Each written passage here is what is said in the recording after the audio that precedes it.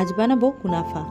এটি একটি ডেজার্ট এবং এর স্বাদটা এত সুন্দর যার কারণে এর জনপ্রিয়তাও আজকাল বেড়েছে। এটি বানানোও খুব সহজ, কিন্তু কুনাফা তৈরির ডো আলাদা। এই ডো আমাদের এখানে পাওয়া যায় না, তবে বানানো যায়, সেটি অনেক সময় সাপেক্ষ।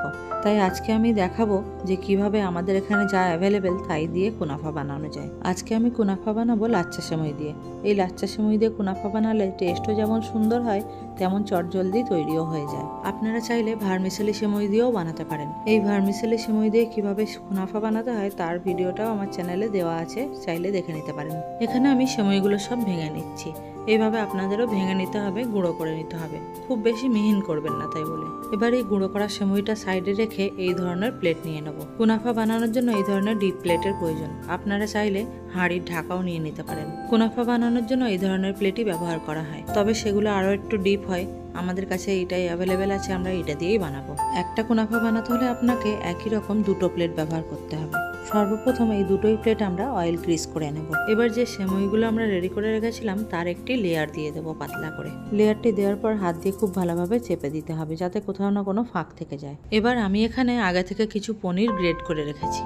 এই গ্রেট করা পনিরটি এই ফার্স্ট লেয়ারের উপরে দিয়ে দেবো। পনিরটা দেওয়ারও নিয়ম আছে। পনিরটা আমাদের মাঝ বরাবর দিতে হবে, সাইড থেকে কিছুটা ছেড়ে পনির দিতে হবে। দেখে নিশ্চয়ই বুঝতে পারছেন যে কিভাবে আমি পনিরটা দিয়েছি। এবারে এর উপর দিয়ে আরও একটি লেয়ার দিয়ে দেবো সেমাইয়ের, এবং এই লেয়ারটি দেওয়ার পরেও উপর থেকে হাত দিয়ে ভালোভাবে প্রেস করে দেবো এবং সাইডগুলো সিল করে দেবো। এই কুনাফাটা তৈরি করার জন্য আমার ভালো মতো সেট করা হয়ে গিয়েছে। এবার এই রেডি করা প্লেটটি আমরা গ্যাসে বসিয়ে দিয়ে সাইড দিয়ে আরও কিছু তেল দিয়ে দেবো ভাজার জন্য। গ্যাসের সবচেয়ে ছোট বার্নারে এই প্লেটটি বসাতে হবে এবং গ্যাসের ফ্লেম একদম লোতে রাখতে হবে, কারণ লাচ্চা সেমাই আগে দিয়েই ভাজা থাকে, আর তার উপরে যদি জোরে গ্যাসের ফ্লেম থাকে তাহলে নষ্ট হয়ে যেতে পারে। যখন দেখবেন সাইড দিয়ে লাল হতে শুরু করেছে, আগে থেকে রেডি করা প্লেটটি নিয়ে উপর দিয়ে চাপা দিয়ে এইভাবে ধরে উল্টে দেবেন। এতে আপনার কুনাফা ভাঙবেও না, নষ্টও হবে না। সেই কারণেই সেম প্লেট দুটো রেডি করা। এবং উল্টে দেওয়ার পরে আরও একটু তেল দিয়ে দেবেন সেকেন্ড সাইডটা ভাজা হওয়ার জন্য, এবং এইভাবে ঘুরিয়ে ঘুরিয়ে ভেজে নেবেন যাতে সব দিকে ইকুয়ালি ভাজা হয়। এই পুরো কুনাফাটি ভাজা হতে আমার সময় লেগেছে 6 থেকে 7 মিনিট। কুনাফাটি আমার ভাজা কমপ্লিট। এবার আমরা এর চাশনি বানিয়ে নেব। একটি প্যান গ্যাসে বসিয়ে তার মধ্যে দিয়ে দেবো 1 কাপ চিনি এবং 1 কাপ জল। এবার দিয়ে দেবো এর মধ্যে একটি পাতিলেবুর রস।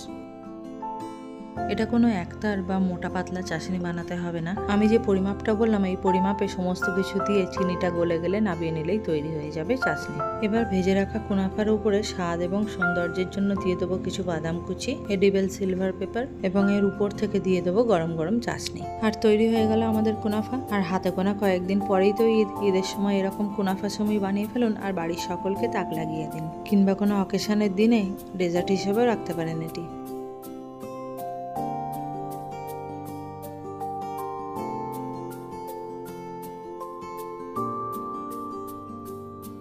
এই ঈদে মুখ মিষ্টি করে ফেলুন এইরকম গরম গরম মুচমুচে রসালো কুনাফা দিয়ে, এবং আপনারাও বানিয়ে ফেলুন এবং আমাকে জানান কমেন্টে যে কেমন হয়েছে রেসিপিটি।